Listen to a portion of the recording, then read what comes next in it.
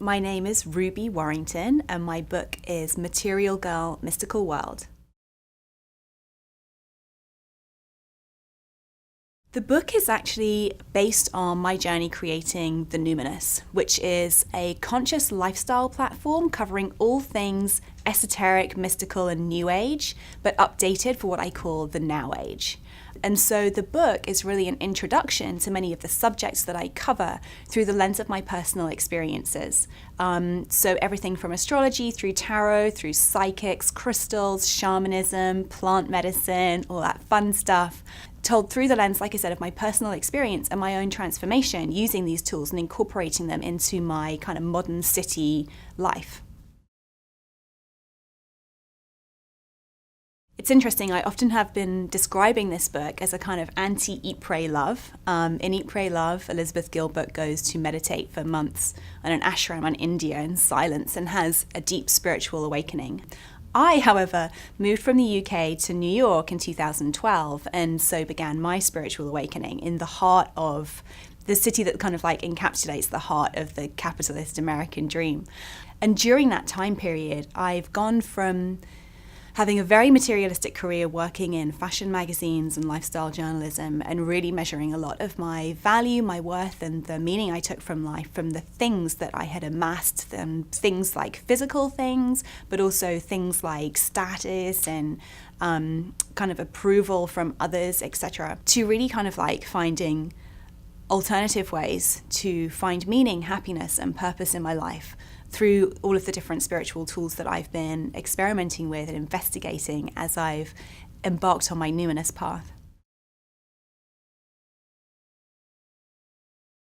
So my gateway drug into the mystical numinous realms was astrology. I've always been really into it since I was a kid, since I learned, I think probably about age 3, that I'd been born in the year of the dragon. Something about this like really appealed to 3-year-old me, and I would go around kind of like growling at people, telling them I was a dragon.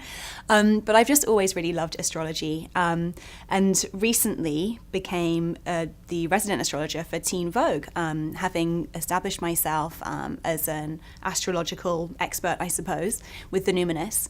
And I think the most important thing for people to know about astrology is that your sun sign, which is the sign that you read for when you read your daily or weekly or monthly horoscopes, is actually representing just one small part of your personality as represented or described in your complete birth chart.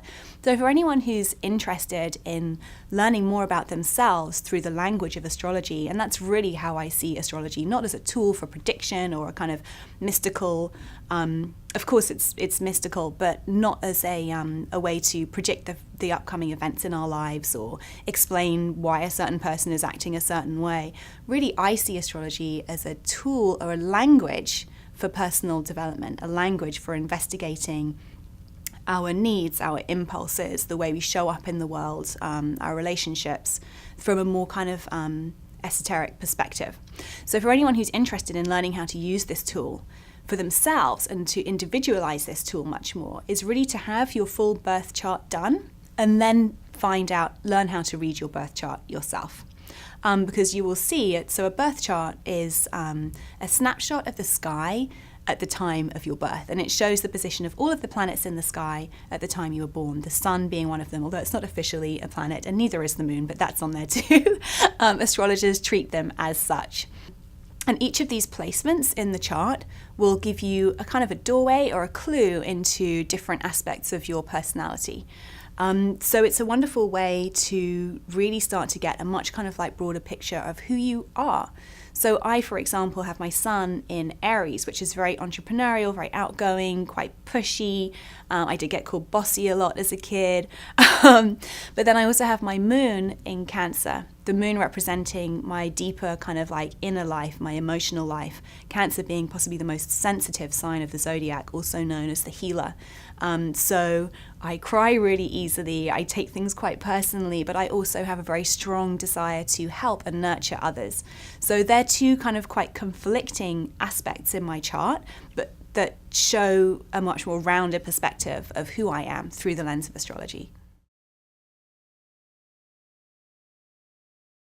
The trick really is that once, in my experience anyway, once you begin to identify with this kind of spiritual inner self, all of the external stuff gets sort of put back in its place, which is as external, surface, superficial, but fun and fabulous and necessary, but not the be-all and end-all of life. Definitely not what's going to bring us happiness, fulfillment, a sense of self-worth, which in the modern world we're often taught that actually a sense of self-worth, a sense of meaning, a sense of fulfillment, happiness comes from the things that we accumulate, be that clothes, houses, the job that we've worked so hard to get that gives us all this status or whatever.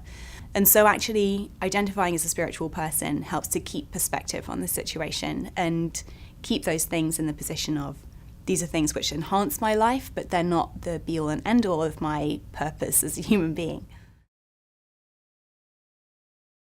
I certainly found my dharma through launching my site, The Numinous. It wasn't something that I was expecting to do. I was simply following a passion of mine, and taking the career that I had followed in journalism, adding my own personal passion for astrology and the study of all things esoteric and mystical to that, and creating this platform. I'm busily going about doing this. And after a few months, I begin to get emails from people saying that they had found my website, and thank you so much for creating this platform, because it had really spoken to things that they were curious about but didn't know how to find a community to talk about. It had made them think about their lives in a different way. It had inspired them to start their own passion projects. So through creating this project and doing what just felt like work that felt fun and interesting and engaging and fulfilling to me, I was inadvertently helping other people on some level.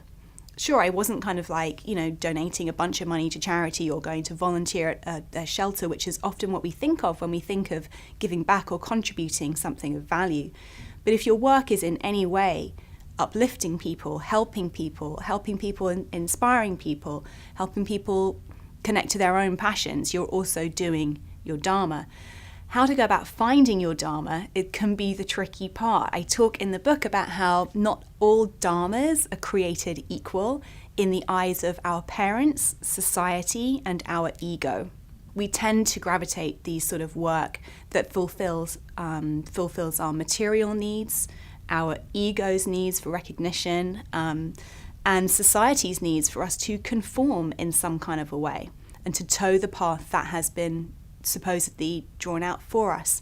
So the difficult part can be really connecting to what is this? What is the thing that really lights me up? One thing a great place to start with this is to really think about when you were a kid, under the age of 7, what were you really, really into? What were you really excited about? And take some time to really think about what that is. For me, I always loved telling stories. And I remember my mom, when I was a kid, she used to call me Radio Ruby because I would always be giving her just this running commentary of what was going on in my head, and always telling tales on my brother, which I used to get told off about. But that was me practicing my fledgling kind of reporter, researcher muscle. I've always loved telling stories, and that's what I do with The Numinous, and that's what I've done with this book. And lo and behold, in doing this, I consistently get feedback that I'm helping people and inspiring people and uplifting people. The word to meditate simply means to think. And so any practice that helps you connect to what you're thinking, become aware of your thoughts, could be termed meditation. So be aware of what meditation is. Also, don't be intimidated if you find it really difficult to meditate, because like I said, the brain doesn't want to stop thinking. If the brain stops thinking, you're asleep, although it could be argued you're still thinking while you're dreaming. You're in a coma or you're brain dead. And so the brain is designed to not stop. So it's very, very difficult. And as we all know, it's very difficult to stick to things we're not very good at. So if you find you're not very good at meditation, i.e. you're finding that you're frustrated, bored, and can't actually stop your thoughts, it's hard to stay motivated to stick with it. However, the health benefits that are widely documented now and that I've experienced in my own life that come as a result of having a meditation practice are absolutely worth the struggle. Just be aware that that struggle is you meditating. That is the practice, and seek to bring that into your life, even if it's just for a couple of minutes every day. Amethyst is known as the sobriety stone, and it's said to help prevent against drunkenness. But I think this is because it's known as a relaxing and calming stone. So having amethyst around can help to quell some of the cravings that may lead you into addictive substances. So those are 3 that it's super easy to incorporate into your life. Also, I love a bit of gold, and citrine is known as the success stone. It's said to promote feelings of abundance and attract more abundance into your life. So for any entrepreneurs out there, citrine is a great stone to have around.